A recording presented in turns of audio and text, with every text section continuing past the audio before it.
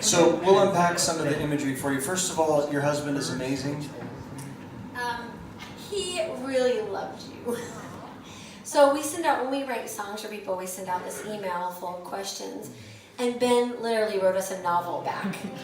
It was so hard to choose out of all the words he did. He told stories of their friendship and everything, but I think the thing that struck us the most was the word pictures that he gave of you specifically and then of him.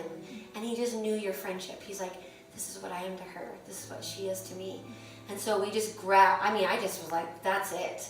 I don't even hardly have to write this song. I'm just going to maneuver them into a little melody and create it. But a couple of the things we really loved that we put in the song that at first I was like, should we put that in the song or not? But Kathy's name actually means pure one. And so we decided to put that in the song, and I remember singing it to Dave and going, should we leave that out? He goes, no. Put that in because Ben talked about how your name, the meaning of your name, when you first learned it, you were kind of like, pure one. Like, boring or whatever. As we all know, Kathy has a zest for life. But you learned about your name, and you learned to take it on, and you realized that it meant that you go for things with a pure heart, and like you go all out for them. So we knew that that had to stay in there. The wondering part, just knowing parts of you guys' history in your life. You guys have been wanderers, you've been pioneers, you've been pilgrims. And talking about that in the song, making sure that's a part of it.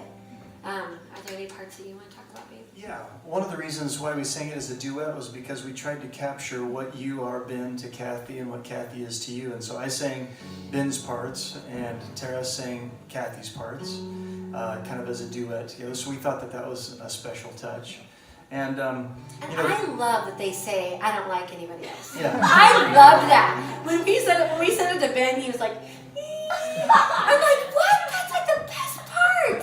No, I didn't say that. But I love that, right? Because each of us in our marriages or in our relationships, we have like our own thing that we communicate to each other. And you do like her like different than anybody else in this room. So I thought that was an amazing part. I love that you included it in your email. Now don't you guys just feel like you know them a little bit more? Like, oh, you're more endeared to them? yeah, one of the things that we did, we texted Ben and asked if you guys have any just names for each other, kind of nicknames or whatever, instead of like, baby or whatever. And he said, well, I call her Babe. And so we worked that into the chorus. It's that, you are my favorite babe, it's you. So we're just trying to capture your language that you use together in your friendship and in your marriage. We'll print the lyrics and there'll be a recording and all kinds of stuff. And then at the end of verse 2 it says, I'll be the beauty that keeps you inspired. Oh gosh, don't. It's great. Oh my gosh. And so, God has done such a really beautiful work in you in terms of beauty and bringing that alive to you and redeeming that idea for you. And then you helping to unlock others in their understanding of beauty. And so this word, this idea of beauty that keeps Ben inspired is really true. But I'm like a little hard of hearing sometimes. And so the first time that Tara sang this, I said, did you just say, I'll be the booty that keeps you inspired? He told me that we're recording one that has I'll be the booty that keeps you inspired. That's what we like to laugh about. We thought that was just classic. Ben's like, yeah, that works too, that works.